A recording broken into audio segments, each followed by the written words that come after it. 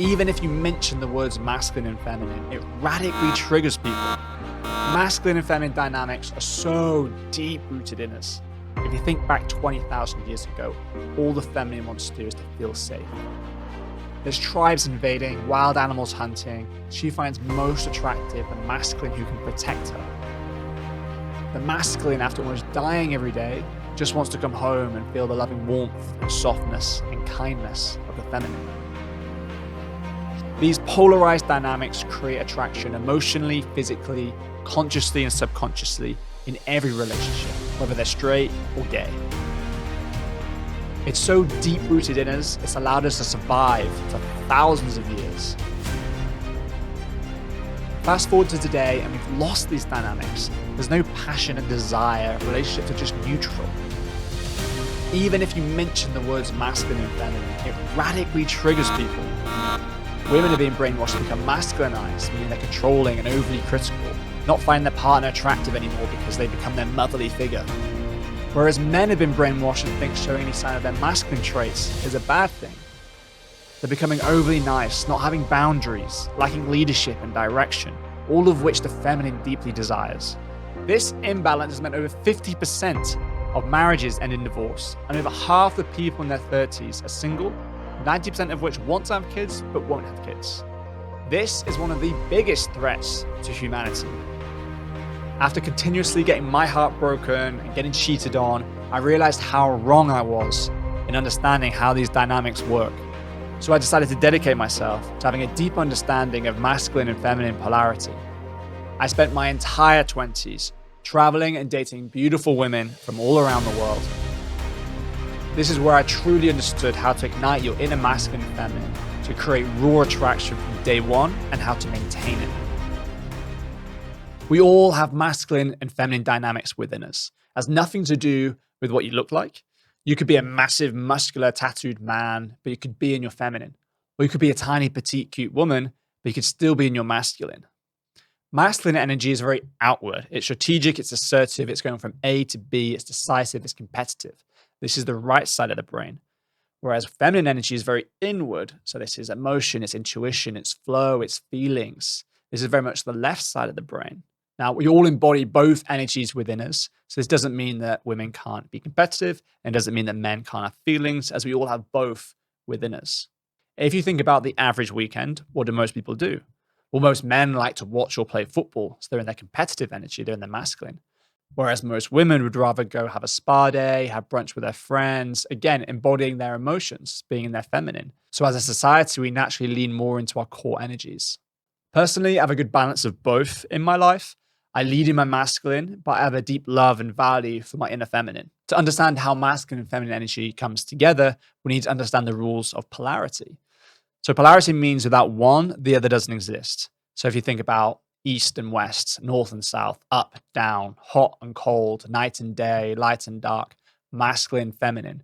Without one, the other doesn't exist. One is not more powerful than the other. Both are equally powerful in their opposing ways. The honeymoon phase in every relationship is when both partners are fully polarized in their energies. These polarized masculine and feminine dynamics, emotionally, physically, consciously, and subconsciously, create that deep attraction in every relationship, whether it's gay or straight.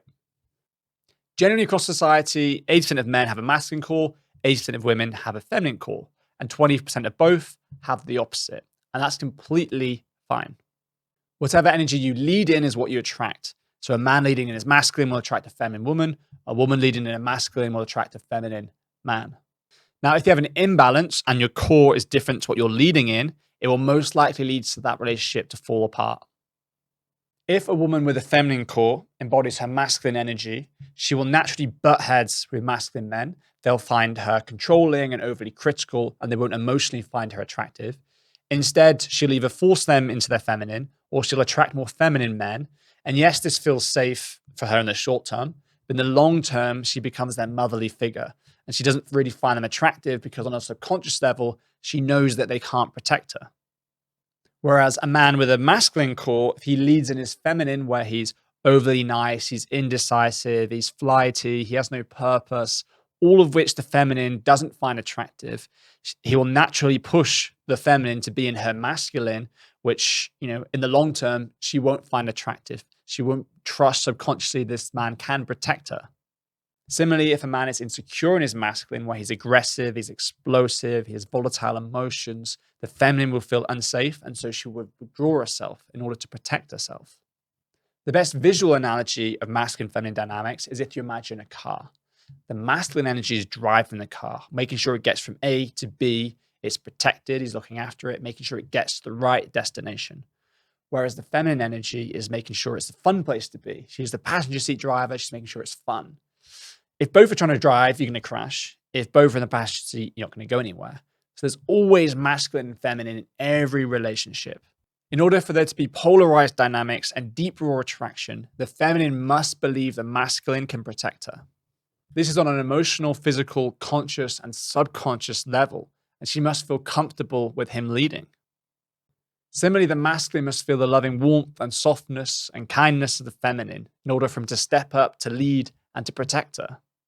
And of course, you do switch roles throughout the relationship, but overall, one of you leans more into one of the energies. And again, that's what creates that attraction, the polarized attraction between the two.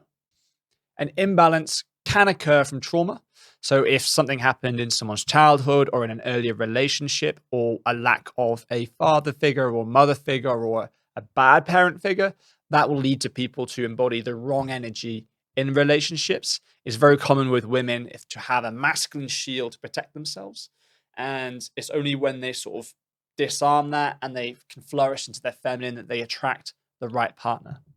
Society has pushed women to be strong and independent, which is fine to be successful, but it's masculinizing them in relationships. Similarly, men are becoming brainwashed to think showing any sign of their masculine side is a bad thing, meaning they're becoming more feminine in relationships. Masculine and feminine energy has also got nothing to do with gender roles. I know so many successful, powerful women CEOs who lead their masculine in the workplace.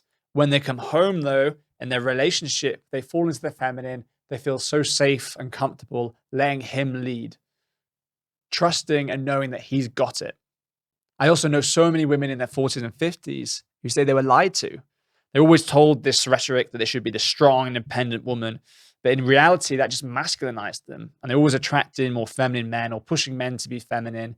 And it's only now that they've realized that they've adopted their more feminine side and started to lead life in their feminine, that they've truly found happiness and they've truly found, successful relationships. However, understanding masculine and feminine dynamics completely eradicates sexism. Because if you have a deep love for your masculine, how can you hate men? If you have a deep love for your feminine, how can you hate women? And if you value both your inner masculine and feminine, you really appreciate the masculinity in others and you really appreciate the femininity in others. Follow me on socials as I uncover how to ignite your inner masculine and feminine to create deep raw attraction from day one and how to maintain it.